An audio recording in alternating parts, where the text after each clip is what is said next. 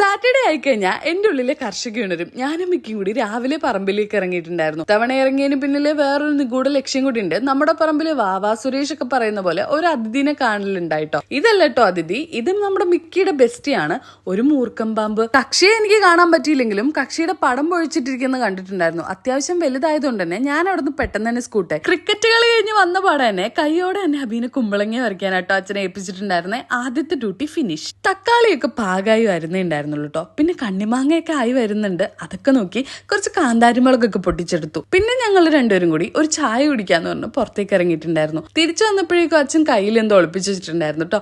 അതേ ഒരു മുല്ലപ്പൂവൊക്കെ ഇങ്ങനെ കെട്ടി വെച്ചിരിക്കായിരുന്നു. അമ്മയ്ക്കുള്ളതും ഉണ്ടായിരുന്നു. അങ്ങനെ ഞങ്ങൾക്ക് അടുത്ത ഡ്യൂട്ടി തന്നിട്ടുണ്ടായിരുന്നത് ഫുഡ് വാങ്ങിക്കലാണ്. പൂച്ചത്തീറ്റ, മനുഷ്യത്തീറ്റ. അച്ഛൻ എല്ലാത്തിലും ഒരു യുണീക്നെസ് കീപ്പ് ചെയ്യുന്ന ഒരാളാണ്. കുറച്ചേരം രുദ്രാഷിന്റെ കൂടെ കളിച്ചിട്ട് നമ്മൾ നേരെ പച്ചക്കറിയൊക്കെ വാങ്ങാൻ ഇറങ്ങി. പിന്നെ മിക്കിയുടെ ഫുഡും വാങ്ങിച്ചിട്ടുണ്ടായിരുന്നു. തിരിച്ചു വരുന്ന വഴിക്ക് നല്ല നാടൻ ചീര കണ്ടപ്പോ കുറച്ച് ചീരയും വാങ്ങിയിട്ടുണ്ടായിരുന്നു. ഇതൊക്കെ കഴിഞ്ഞ് വീട്ടിലെത്തിയപ്പോഴേക്കും ഉച്ചയായിട്ടുണ്ടായിരുന്നു. അതുകൊണ്ട് തന്നെ ബ്രേക്ക്ഫാസ്റ്റ് സ്കിപ്പ് ചെയ്ത് ഞങ്ങൾ സദ്യ കഴിക്കാൻ വേണ്ടി അടുത്തുള്ള അമ്പലത്തിലേക്ക് പോയിട്ടോ. ഇവിടെ അന്ന് അന്നദാനം ഉണ്ടായിരുന്നു. അങ്ങനെ ഞങ്ങൾ മൂന്നുപേരും കൂടി അന്നദാനമൊക്കെ കഴിഞ്ഞ് തിരിച്ചു വന്നപ്പോ അണ്ണാരക്കണ്ണം വന്നിട്ടുണ്ടായി. അവനൊരു ബിസ്ക്കറ്റും കൊടുത്ത് ഒരു ഉറക്കം പാസാക്കി. വൈകുന്നേരം ആയപ്പോ നമ്മൾ ജെയിൻ യൂണിവേഴ്സിറ്റിയിലേക്ക് പോയിട്ടുണ്ടായിരുന്നു കേട്ടോ. ഡേ പോവാനുള്ള ടിക്കറ്റ് സ്പോൺസർ ചെയ്തത് നമ്മുടെ ശ്രീലക്ഷ്മി ചേച്ചി ആയിരുന്നു കേട്ടോ. അപ്പൊ നെക്സ്റ്റ് വീഡിയോയിൽ ഇവിടുത്തെ വിശേഷങ്ങൾ പറയാം. അപ്പൊ അത്രേ ഉള്ളൂ. ബൈ.